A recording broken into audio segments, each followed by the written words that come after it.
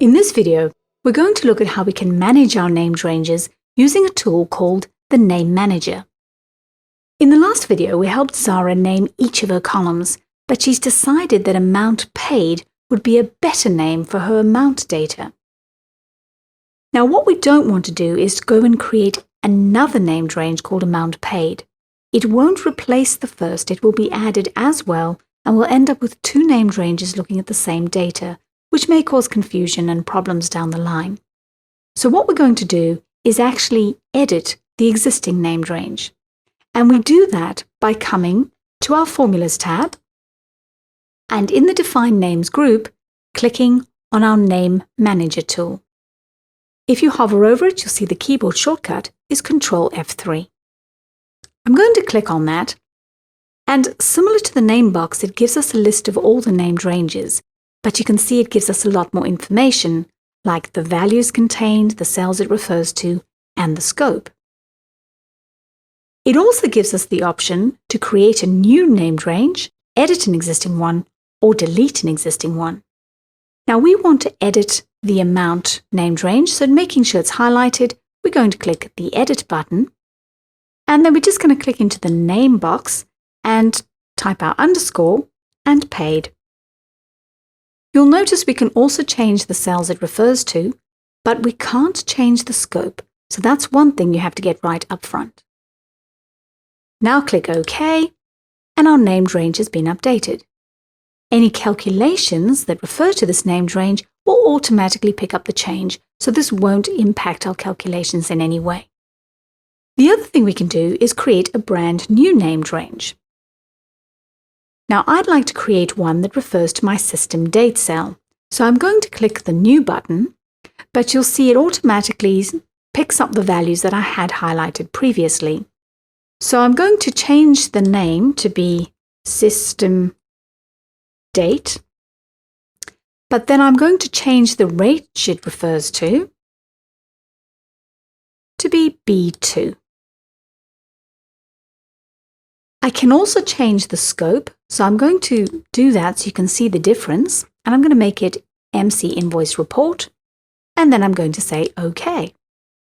Our new named range has been added. Let's go and use that in a formula, and we'll see how the scope affects the named range in our calculation. So we're just going to click Close for a moment. Can I ask you to click into D2 and type tomorrow, and then tab to E2, and we're going to do a little calculation to work out tomorrow's date. So that's going to be equals, click on your system date, plus 1, and then press Enter. Now remember, if our dates don't come up in the correct format, we just come to our Home tab, come to our number formatting, and we're going to make that a short date. So that's looking fine.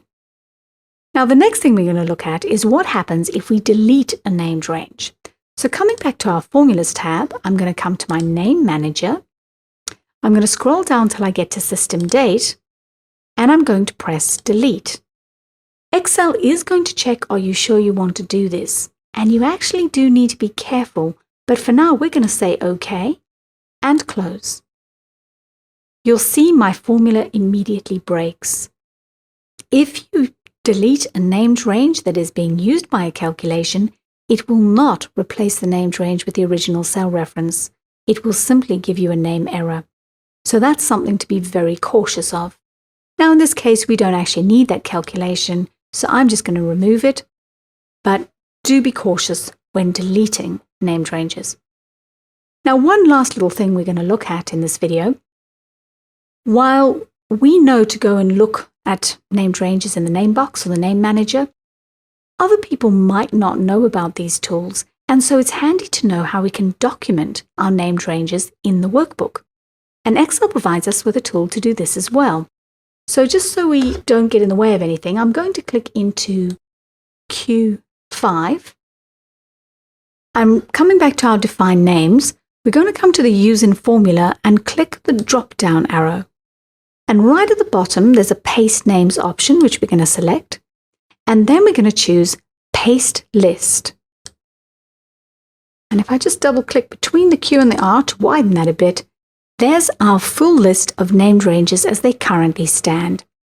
This will not automatically update, so it's just a snapshot, but it's very handy to quickly document your named ranges.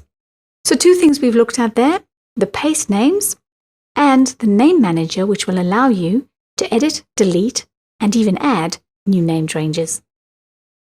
In the next video, we're going to start using our named ranges in our calculations, and then we'll start to see why they are so useful.